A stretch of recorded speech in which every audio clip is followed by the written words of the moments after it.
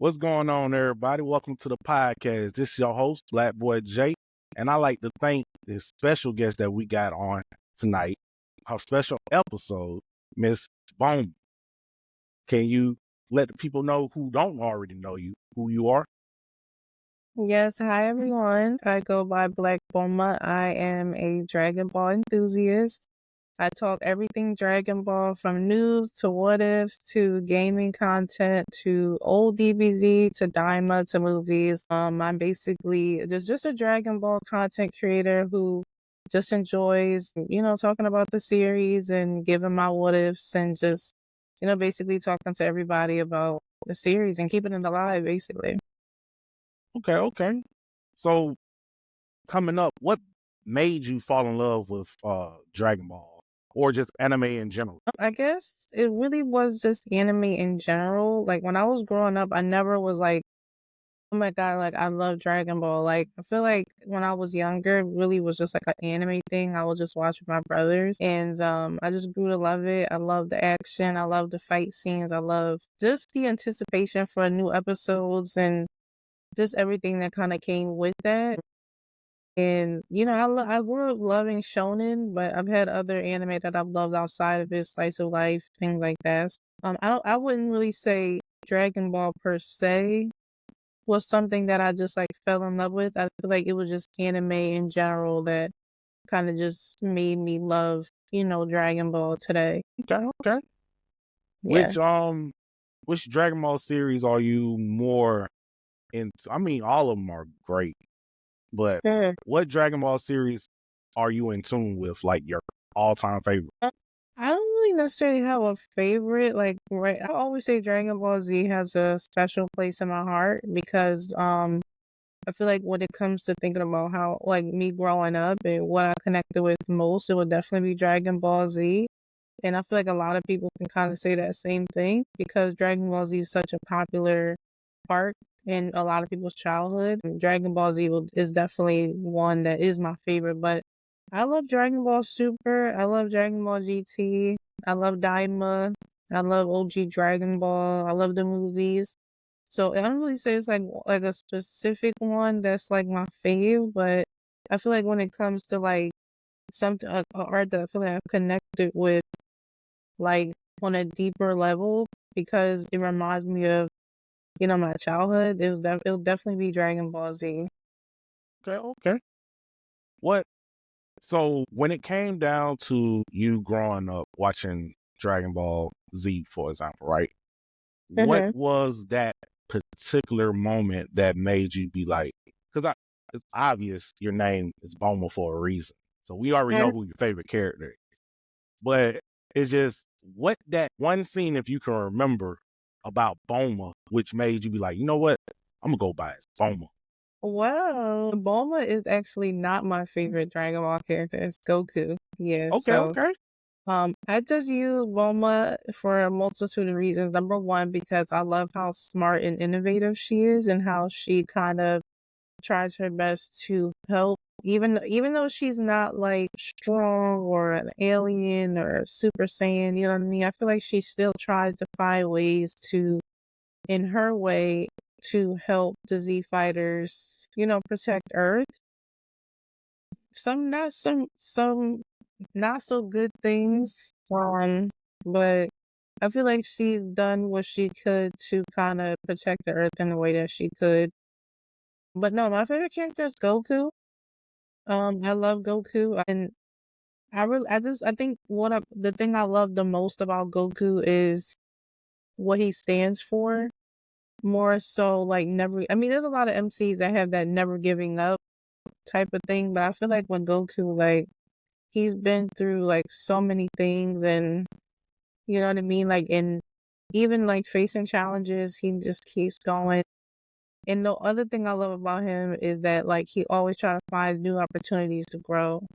Like even if it's, fighting a new enemy or just kind of just being him, I just feel like Goku really does like he's just like that original essence character of growth and trying to find new opportunities even in spaces he's never even been in. So I feel like Goku is definitely like the epitome of never giving up.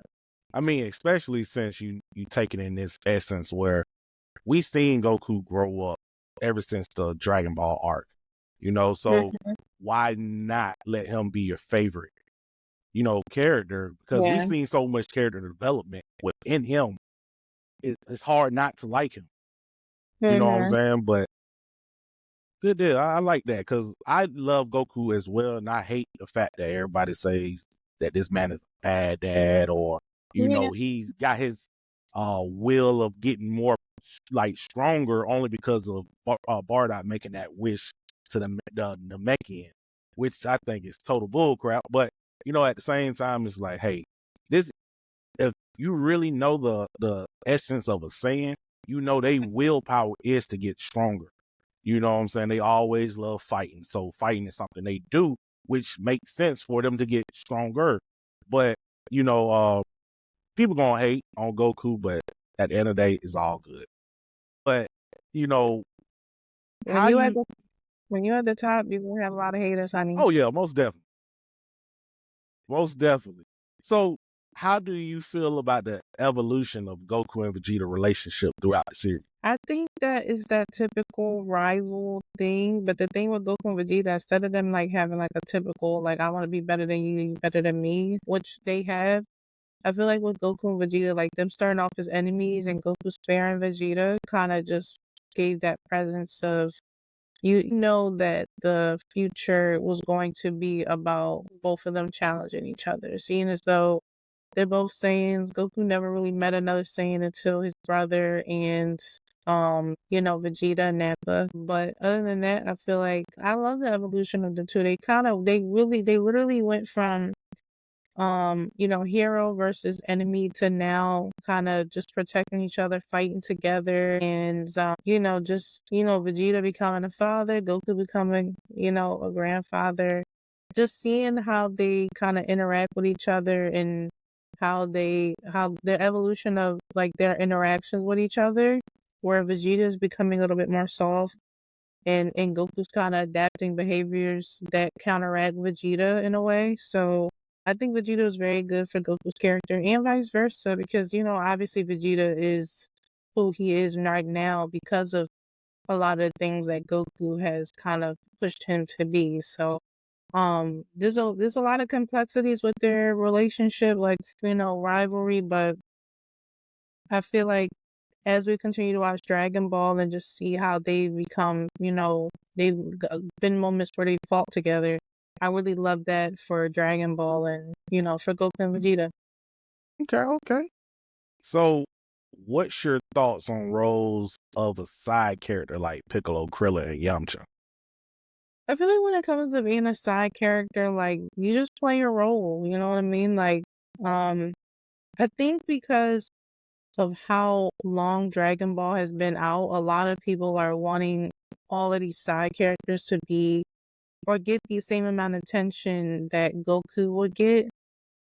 And while they have like just so many characters have had their moments, but I feel like side characters are more support characters. They're not supposed to be in the spotlight. You know what I mean? Like, and if they are, it's only for a brief of a moment. Expecting every arc you see Piccolo fighting the bad guy and winning, or Tien fighting and winning, and Gohan fighting and winning. It really just takes away from the fact that Goku is the leading character in his anime because Dragon Ball is the story of Goku. And I think a lot of people lost that, you know what I mean? Because Vegeta's so popular and because Gohan's so popular and Piccolo's so popular, people forget the fact that the Dragon Ball is the story of Goku. So I think a side character is only supposed to play their role in the anime and supporting the main character no matter what position they're, whether they're an antagonist side character or a protagonist side character, you're never supposed to overshadow the main character. Gotcha, Well, gotcha. not for a long time though. And that's crazy because that's was actually my next questions I was gonna ask you. Where do you think they're been overshadowed by this? Like, do you think the side character's been overshadowed by the saint? Do I think? Repeat the question Like, again. so do you think the side character's been overshadowed by the Saiyans? I mean, I feel like that's only natural because if you mean like side characters like Yamcha, Tien, Bar, Master Roshi. Yeah, they're naturally going to be like on the bench on the bleachers because the Saiyans are beings that have limitless potential. Like they can reach their peak of power and then be introduced to a new power and then adapt and gain a form of a form of that power that they've been introduced to.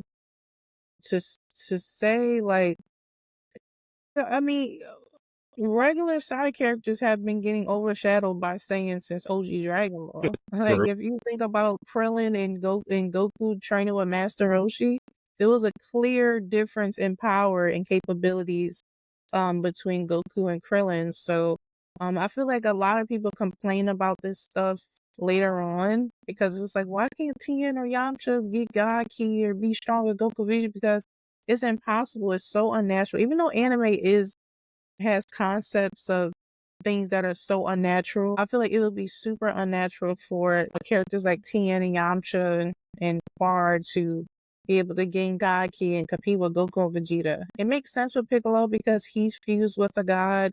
It makes sense for Gohan because he is a half-blooded Saiyan that even early Z Saga, we saw his potential. But like those type of humanoid like type characters like Yamcha and Tien, I feel like, you know, they had the potential of they had their max potential, but honestly, them getting overshadowed by Saiyans have been since the beginning of the anime. So I don't know what's different now. Yeah, exactly. So, do you, in your opinion, right? How do you feel about all these transformations that we done seen since the early Dragon Ball Z? I love it. I love every transformation we get. The only thing I wish is that we had more time to explore it. Like I've never had a problem with Blue or God or Ultra Instinct, Ego, Beast, Orange. I've never had no problem with all of these transformations that we're getting. It's not the transformation, it's the we're not getting a lot of lore behind it, right? Because when we got the Super Saiyan transformation, there was a build up for it. We saw it in talks and Frieza being intimidated by it and Vegeta wanting to achieve it, thinking he already had it. So it was a build up to it. You know what it means?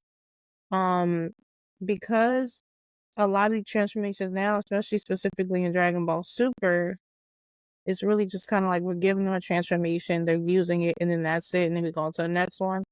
And even though I have no problem with it, sometimes it can be convoluted a little bit, maybe if I'm using the same word, where it's just not like it's not appreciated anymore if we just keep throwing them out. You know what I mean? Like it's not like it's not going to be like, oh my god, we're getting a new transformation. It's just like, oh, here go another transformation. You know what I mean? So now that Goku has Ultra Instinct, I hope that he keeps that for a while.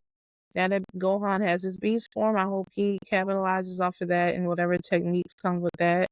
And just, you know, for everyone else who has their new forms or whatever they get, I'm hoping that we can just in Dragon Ball just kind of you know, just get more lore behind it and techniques with it instead of just jumping to the next one. Okay. Okay. So by you being in the Dragon Ball universe and as a fan, how does this kind of come to when you're creating your content for your platform? Like my Like thought the process. creative process. Oh, I mean, honestly, my creative process is just very random. I don't ever have no structure to what I do.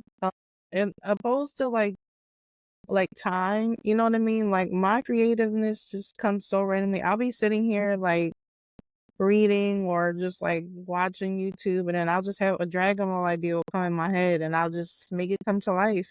It's very random. It's not like sometimes I'll sit and brainstorm ideas or see what's like the most popular thing people are talking about right now when it comes to Dragon Ball, and I'll make content surrounded around that. That's easy. But when it comes to like more of my creative type posts, it really is like just random. Honestly, just me randomly thinking of things and turning into posts. Yeah. Okay. Mhm. So I don't know if you can recall your very first post that you did, but like, what was it like the feeling that you got when you created that post. It came from your I guess your imagination, right? Mhm. And you're posting it. How did you feel when you saw that people were just like entertained by it and they were like, okay, we need more, we need more? I don't remember my first post. I think it had to be like a tweet because before I was making actually detailed posts like I do now. And it's still actually up, I think. I think I was posting a lot of my tweets before it was called X, Twitter. We're gonna be in an age where you call it Twitter and people will not know what you're talking about, and I hate that. Exactly. But yeah, I was posting my tweets um because I would have like a real hot take on Twitter and then I would screenshot it and I would make it a post on Instagram Okay. and Facebook and all that stuff. And some of it would go viral. Like some of it, I mean, it depends on what you mean by viral. Like it'll get like 100 or 200 likes. To me, that was viral because I was not getting like no likes. But it was going crazy. I had people sharing stuff in their groups, and honestly, it was a great feeling just um seeing people share my stuff and just interact with it, whether it was negative or positive. I just love the fact that people are just sharing an idea or a thought that I created from my brain. You know what I mean? Like it's a very great feeling when you sit and work hard on something, or even if you do minimal effort on something, and just people just sharing it, giving their hot takes or their thoughts or on it. I would say it was a really good feeling, even though it was just like me typing on Twitter, it was still something, you know? Okay, okay. I mean, looking at your like going at your pages, right? And looking at your progress on how you attack your posts and how you the formula that you're using is incredible, by the way. I just want to let you know that. Thank you. And it's just amazing that, you built such a fan base around your content and people look up to you to the point where they like you got some people who worship. Do I? I mean, wow. But that drive and longevity and, doing your content and posting, it shows the hard work that you put into your craft. And, that's an amazing thing, especially for a color woman. You know what I'm saying? Okay. But quick question. So Mhm. when you're doing collaborations, far as not just podcasts, but just, in general, what is the ins and outs far as, of professionalism that you look for? So I don't really do collabs like that. I mean, I guess maybe for promo, I've done collaborations, but that was really just kind of paid promo, me kind of just helping businesses and brands showcase their products or whatever like that. But when it comes to actual promo of my content with another person, I don't work with anyone. Gotcha. And that is more of a choice that I made because number one, I have not been blessed enough to work with people.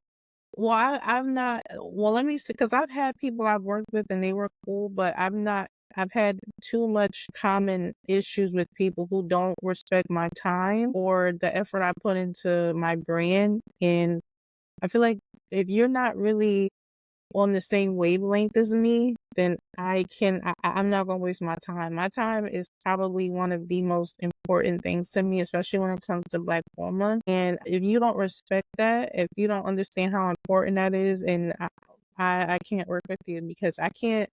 It's one thing if I do something to detriment my brand, but to put my brand in somebody else's hands, I just can't do it. So I'm very, very particular who I collab with or work with because I do not want my brand tarnished by people who don't take me serious or take what I do seriously. So I expect a very high level of professionalism when someone's working with me. Cross your I's, dot your T's, understand my time and be very professional because while I am talking about an anime slash cartoon, my brand is a business to me and I hold that to the highest regards. So I hope that the people that I'm working with also respect that as well. Gotcha. I mean, I totally understand 125% because, being a business on an outside of content creation, it's just a simple fact.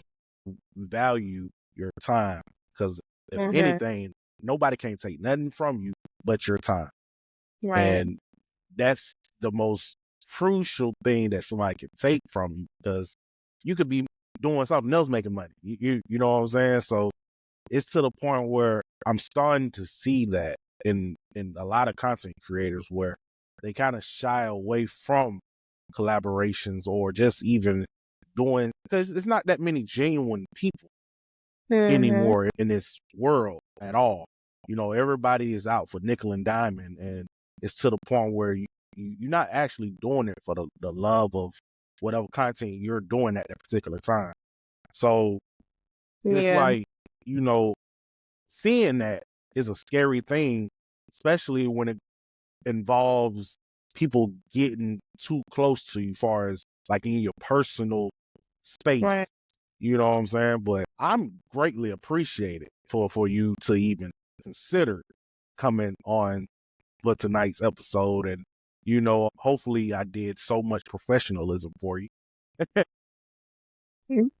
It's really, I don't mind going just I don't know if I think you were in my live when I were talking about it where I said I won't be doing any more podcasts in 2025 A lot of because weird the people. the level of professionalism that I've dealt with was at a all-time low, and I just can't, you know what I mean? Like I feel like why waste my time with people who don't really take me. I feel like I have this thing where I feel like you're not taking me seriously. Because if I'm asking somebody to do something for me or and they volunteer, that their top priority. I'm gonna make sure they know what's going on, what's happening, how we're gonna do this. It's just the certain people that podcasts I've been on. It's very very ghetto. Some of them didn't even barely know who I was. I'm just like, why am I here? I'm like, I was getting asked questions that had nothing to do with Blvckbulmaa or what I do, or you didn't even know who I was or look up who I am, you know? So that's stuff like that I just don't want to involve myself in. You know what I mean? Because, I feel like you need to do the research and understand, you know, the guests should be doing as minimal work as possible. They should just be speaking. Yeah, I feel like, when it comes to that, I just feel like I don't got time for it. I don't. So plus, I have my own Agreed. podcast, so if I want to yap and talk about something, I'm gonna just talk about it on my own podcast. Exactly. I mean, it's not hard at all to just pick up a mic and be in front of a camera. You will be my last podcast of the year, though. So, Okay, hey, I'm greatly appreciated, like I said again, because this is something that I actually wanted ever since I started watching your content. And mhm, of course, it's to the point where you need to be at a certain. I'm not saying people will shallow you for having less subscribers or followers or whatever the case may be, but you still want to build that repertoire. So it's to the point where they know that you're about your business, to the point where, okay, they ain't just joning me. I can just come on and know that they're gonna be serious about my time and do what they gotta do to get me in and get me out. But for the brand of Black Boma, what is your goals, or where do you see yourself in 5 years with your brand? Oh I've my. been asked that quite a few times. Honestly, I really don't know. I just like when I tell you, I don't necessarily have goals for Black Bulma. I just know, like, I just want to enjoy talking about Dragon Ball with my followers. That's really all I want to do, whether big and famous with millions of followers, or I'm exactly where I am right now with my hundreds of thousands of people who love talking to me about Dragon Ball. I'll be complacent, I'll be happy, and I won't complain one bit. So right now, I feel like I'm at the peak of being a creator. I feel like there's I feel like there is other heights I could go to, but if it's meant for me, it will come for me. As hard as I work, I feel like it will come, but right now I do feel like I'm already at my prime. I'm already successful as a creator. My name has been spoken in so many rooms I've never even walked in before, and I feel like as a creator that is a huge accomplishment. So I feel like I don't know what's more better than this. I don't know what's better than this. Y'all, y'all anime? Yeah, nah, I'm not doing that. That side of the creative side I can't do. I will have to learn how to be like an animator. So that's too much.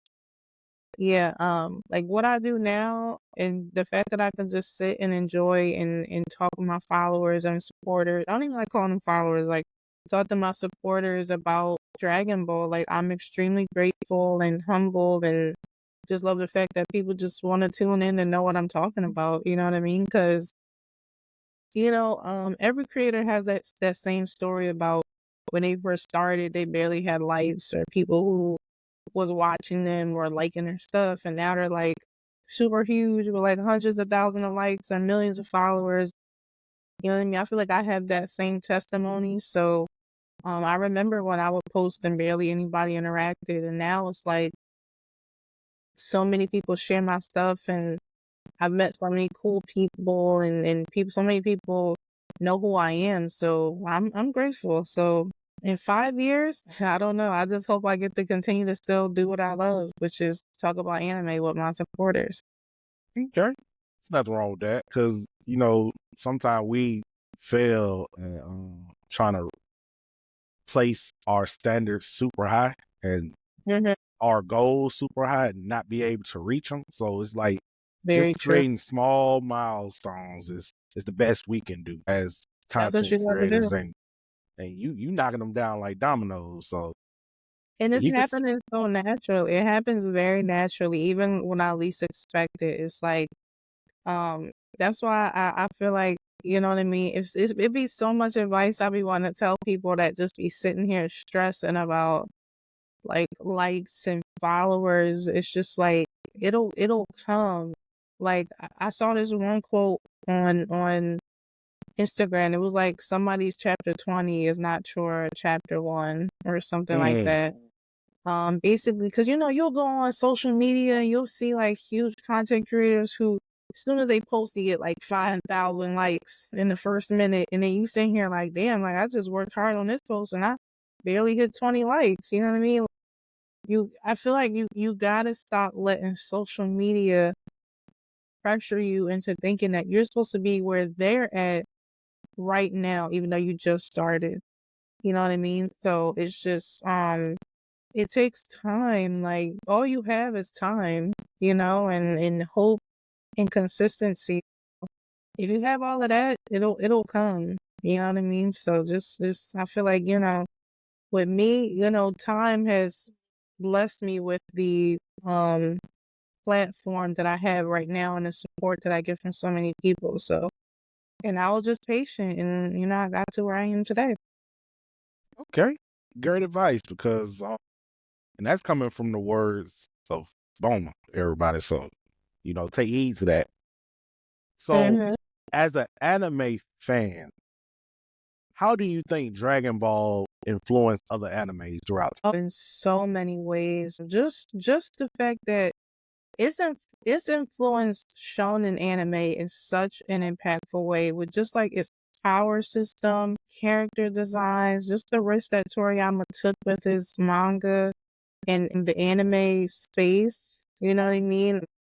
I feel like just even the introduction of transformations, I feel like Dragon Ball alone has influenced that in so much anime, not even just shonen, just like all categories of anime. It's definitely influenced that. And there's a multitude of mangakas who have come out and gave Akira Toriyama his flowers for a lot of the characters that they've created in their own stories. While it may not be Goku, you will see aspects of Goku's personality in there, aspects of things you'll see in Dragon Ball and another manga creator's story. So I feel like Dragon Ball has came to the West and just like planted its seed and grew it all throughout where You'll see it in cartoons and comics, video games, other anime. So I feel like Dragon Ball just has impact, even if it's the smallest thing, it's impacted like so many people's lives, so many people's childhoods, and just anime. I just say fiction, period. Like, because you and it'll continue to keep on building. No matter how many years have gone past, you'll still see people referencing Dragon Ball. So it's an anime that's gonna go down in history. Well, Okay. has already gone down in history. Okay. I feel you on that. What other animes are you interested in right now at this particular moment? I'm not watching any anime right now. I've transitioned from, because I've been watching anime for like the past couple months, so I've transitioned to watching, like, I call it real people shows. But anime that I'm kind of interested in right now, I'm reading Free Run. Free Run is probably a popular anime that I'm loving right now. Let me think. Kaiju number 8. I love that one. I'm reading that one as well. Spy Family.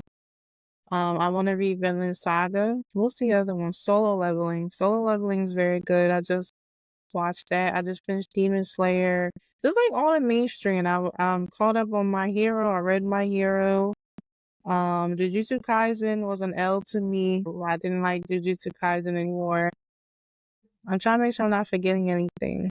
Die. I What's do your not like takes on that that? anime. You don't like it? So many people are coming for me right now because I keep talking about how terrible of an anime that one is, and people are just. And see, the thing with me is people are so disrespectful. People are Yeah. so disrespectful because someone can look me in my face right now and say Dragon Ball is trash, and I would never come at you personally. I'll say that the take is hot garbage, right? Like, I'll say like, no, you're not making no sense. Dragon Ball is peak fiction, but I'm never gonna come at you personally. And I feel like when it comes to anime fans, they really don't understand there's a line there, right? There's a line. Like, you can disagree with somebody without being disrespectful, but anime fans, that's a challenge for them. Like, that's you know what I mean? That's like trying to make them take the Hunter exams. It's just not gonna work. Okay. I feel like, and for me personally, like, to go back to the original topic, I don't like Dan to Dan simply because of the first episode. It um anyone can tell you, I hate fan service. I hate fan service in anime, even if it's the slightest, to just plain out it being smacked in my face. Fan service does nothing for an anime whatsoever. It doesn't. Like if you watch what's the anime with Elizabeth and the boy that he's always crawling on her and kind of touching all over her. I forget the Seven Deadly Sins. I don't know if you ever watched that, but like, he's always feeling on her and she feels uncomfortable. And even though it's slight fan service, it's like, what is the purpose of having Meliodas always fondling on Elizabeth? Like, what is that serving to the plot, except for maybe you're trying to appeal to the male fan base or something? Because, a lot of anime back in the day, or I'd say even now, still try to appeal to men sometimes. And even women like that stuff now. I don't know why, but for me, I feel like fan service doesn't really do anything for the anime. Even if you're looking for a comedic relief moment, it doesn't have to be. I don't know if I'm not the word that say that S word on. I don't know if this is No, like a go ahead. PG-13. Okay, so it doesn't have to be sexualized. You know what I mean? Like, it doesn't have to have that. The whole rape scene on the first episode of Don Don. I'm like, what did that serve? Like, what? Yeah. You could have had those. You could have had those robotic men have so many other plans, or have the ghouls and the monsters or the whatever they are have so many other intentions than, yeah, we need to strap you down to this bed with not barely anything on, and we all have robotic, what, and we need to do this to you. I'm just like, what am I watching here? I had to rewind it back. I'm like, am I hearing what I'm hearing right now? Or Yes, you did I did. turn on some type of hentai? Because somebody told me, like, yeah, you need to watch Down to Down. I had to press Crunchyroll. I'm like, am I on there? I didn't know Crunchyroll had hentai on here. So it was just like, I'm like, I can't finish this. I'm not watching this. I told myself I'm not watching it. And then people keep telling me, like, oh, just continue on. They love to say this. It's just the first episode. No, that's uncomfortable. It's the same way if I watched the movie and the beginning of it was that horrendous. I would have to literally have to stomach myself through something like that because it's so traumatizing. And the thing with me, like, like I said, I don't like fan service. It makes me uncomfortable. Like, you know what I mean? Like watching something so gruesome, like grueling and something like that, it turned me off. I had to turn it off. I mean, think about it like this too. You have to approach your anything you do, you have to approach it as far as a standpoint where it's like you meeting a guy for the first time, right? And that guy coming off as awkward or weird or goofy or whatever the case may be to you. Mm-hmm. That first impression is gonna throw you off. You know what I'm saying? The whole vibe is just not gonna be there. So it's the same thing with movies, anime, video games. If you're not catching my attention in the first 15 minutes and I'm like blah of you, I'm not watching any more of it. I'm sorry. It might be good 5 episodes down the line, but it just that first episode, it just It's a turn gotta be off. good. And then the thing is I do have this thing where you can't really say an anime is trash if you haven't watched the whole thing. But I feel like there's special circumstances, and I feel like that's one of them. Like if you feel like as a mangaka you have to start your anime in such a terrifying and gruesome and inappropriate way, and you just can't simply give a story to people without needing to take such risks like that, then you need to understand that I have the right to say that something like that is dastardly awful. I don't need to see past episode 1 to see if it's good or not. Like that just was a complete turn off of an anime, right? Because somebody like came at me and was like, you're disrespecting the hard work that the manga creator put into creating this anime by judging it off the first episode. I said, well, he should have never put that shit in the first episode then. I mean, you try to give me this complex answer to why I hate this shit, and that's just simply it. I would have continued watching past episode 1 if I wasn't watching a little girl get raped and the little boy get his dick turned off, especially since they're school children. They're school kids. Because again, in this day and age of manga, a lot of anime is set during school time. They're kids. And you know, in America, or I don't know, where I'm from, you're still underage when you're in school. I don't think you graduate until you're like 17, 18. And I don't know what grade they were in, but they looked like minors. So not only am I visually, like, imagine you sitting in your room right now. You're sitting in your room, wherever you're at, and your friend comes over, and that one scene of that girl sitting on that table or that chair and those men surrounded around her is on your screen, and your friend walked in and saw that. He You're would like, what probably the hell are you watching? he would, if he recorded you doing that, they would be trying to put you on a list. They would be like, are you watching like child PORN or something? You know what I mean? Like, it's so uncomfortable to watch like that. And that's how it is to me. It's so uncomfortable to look at, to the point where I don't even want it on my screen. So yeah, that just turned me off to that anime. I just could not do that. See, there's certain so I love anime, right? But Okay. there's certain how you put it, there's certain animes that I will not watch only due to the fact that I have a 1-year-old son, right? So I can't just get involved with that type of anime because some animes go too far, and it's to the point where they love that type of stuff over there in that side Yeah. of the East. So it's like, you know, certain things we watch in anime can sometimes be overwhelming to you, and I feel you 100% on that. Like on that show, I watched the first episode and I was turned off. Completely. So whenever I talk to anybody about whenever somebody asks me about anime, and they come with that dun dun dun dun, I tell them like how you said, it's so much you can tolerate, especially when you're a parent. So it's like, nah, bro, I can't do that one. That one off a little bit. Yeah, it just wasn't it for me. And honestly, if I feel like people are trying, I had this thing where I feel like people are trying to normalize hentai. They're trying to incorporate, like, you can be watching a story about just a really cool shonen or isekai or whatever, and it's just about some boy trying to get stronger, and then for some reason, like, a good example of this is is it Mushoku Tensei or Jobless Reincarnation? I don't know if you ever saw that.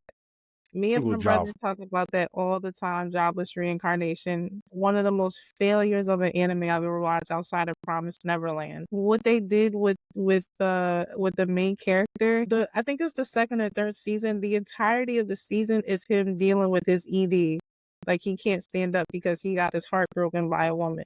But the anime started with him being reincarnated and him practicing magic and him going on adventures with his party, and because he was reincarnated from this loser basement dweller dude who never talked to a woman in his life, now that he finally got some affection as a little boy, which is already an uncomfortable thing to see, the I don't know if it was the second or third season, I forget, but I think it was the second season.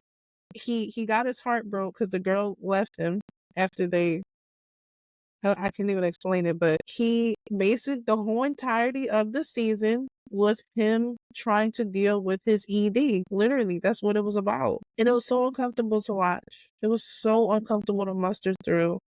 And that's how I feel like I feel like they're trying to normalize just such uncomfortable things in anime right now, and then people are justifying it. I feel like that's the part that kind of gets me. Like, if I'm feeling I'm uncomfortable with seeing he's a little boy.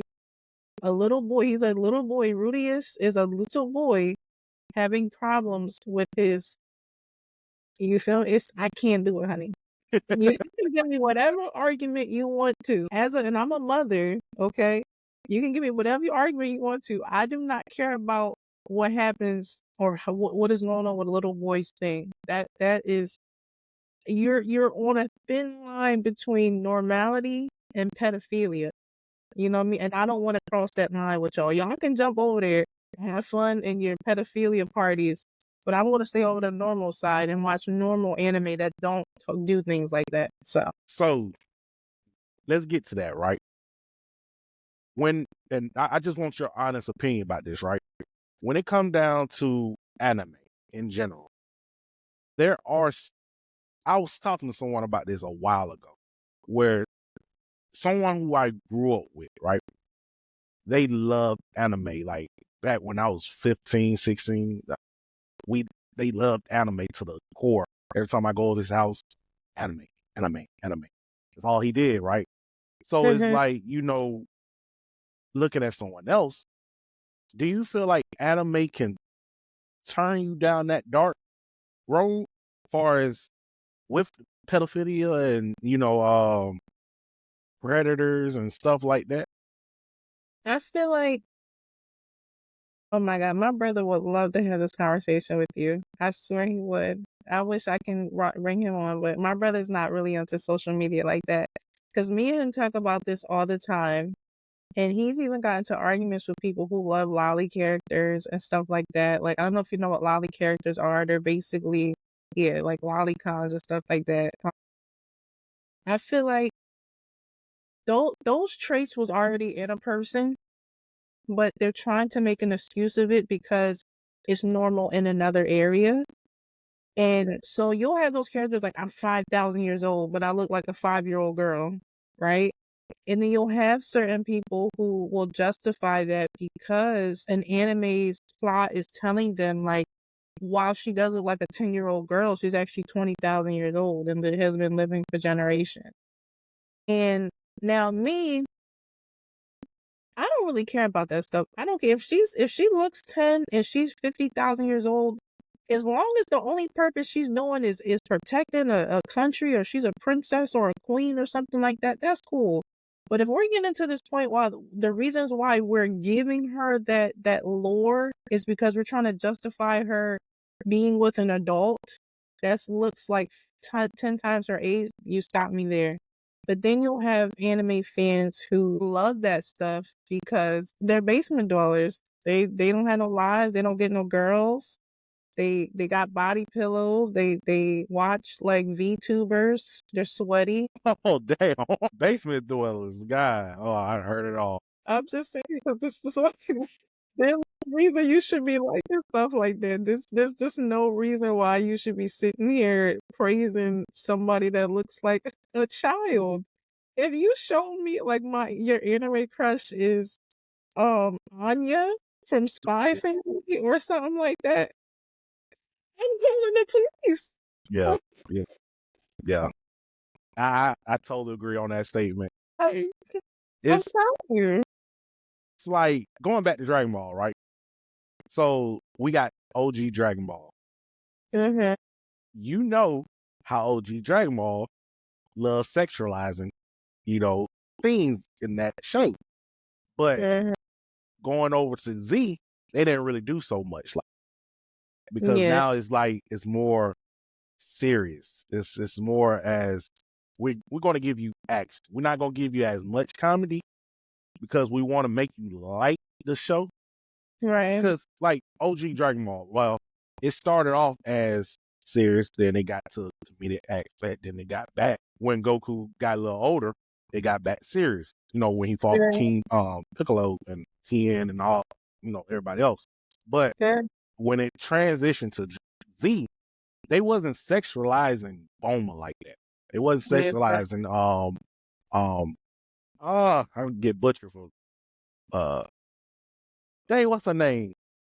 Uh, girl, Which the who used to be with Roshi. launch? Yeah, Lunch. You know, they sexualize Lunch. You know, so it's like, you know, looking at that, Dragon Ball added moments in the series where they did that, but they wasn't focused on that like other animes are. You know, so it's tolerable to watch Dragon Ball and know, well, I like it because it's action packed or because it has a good lore and story to it, instead of watching an anime that draws you to it because of the Right. Right. sexuality in the actual show. Now, I feel like with that, with Dragon Ball, I agree. It's very uncomfortable to see Bulma, who was underage at that time, use her body to get the Dragon Balls. Of course, that's what I said. Anything fan service always makes me uncomfortable. But I feel like with Dragon Ball, it wasn't like the main focus. Like it wasn't like the whole entire show was about Bulma being like showing her thing to everybody to get Dragon Balls. You know what I mean? Like it happened for a moment. It was very uncomfortable, and then they kind of went on with Goku and his adventures. The entirety of OG Dragon Ball was not about Bulma being promiscuous and showing her privates. While that was a very uncomfortable thing to see, what she did with Master Roshi, I feel like it was just, again, like I feel like they try to use stuff like that for comedic relief, and I never really agree with that. But again, it's like that's over like what they do in Japan, and they transfer that over to the States and the West, and we just kind of accept it. But for me, like I said, I'll never be okay with seeing underage children doing things like that. But with OG Dragon Balls, like I didn't even know anything about that until I had to go back and watch OG Dragon Ball, because I started with DBZ, and like you said, in DBZ, Bulma was not promiscuous like that. At that time, she was already with Vegeta. She was older. She had Trunks.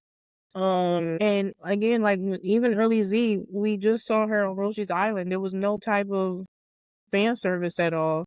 I don't even think DBZ has a lot of fan service in it. That was really all OG Dragon Ball. So I didn't grow up watching Bulma like that. And OG Dragon Ball came out in the 80s. That's before my time. So you really had to go back and see that version of Bulma. But again, if you were to tell me like what is your most memorable moments in OG Dragon Ball, it wouldn't be Bulma showing her thing. It would be Goku fighting Piccolo or the Budokai Tenkaichi, you know, the tournaments and stuff like that. Like, that's not a major plot thing in Dragon Ball, opposed to when you first watch the first episode of Don, I'm watching a little girl get raped. You Yeah. know what I mean? Like, that's crazy. Like, that's the whole show to me. Like, I don't need no answer for that. Somebody was like, "Oh, what's the problem? She got saved." Oh, I could Somebody in my replies on Instagram said that to me. I screenshotted it. I had this because I feel like he was trying to erase it. It's in my phone right now. I swear I was gonna make a video on that. He was like, "What's the problem? She got saved." I was like, "We're cooked." This is why I stay in the house. I stay in the house, honey. But people with that mindset, I'm like, yeah, y'all are cooked. Y'all are brainwashed into normalizing essay. I'm like, it couldn't be me, honey. okay. So for the last Dragon Ball question, because I don't want to get you bored of Dragon Ball, 'cause I know we're gonna end it soon. But if you could find all 7 Dragon Balls, let's just say if you was in the story of Dragon Ball right now, Bomah, Black Bomah. If you collect all 7 Dragon Balls, who and why would you wish for them back?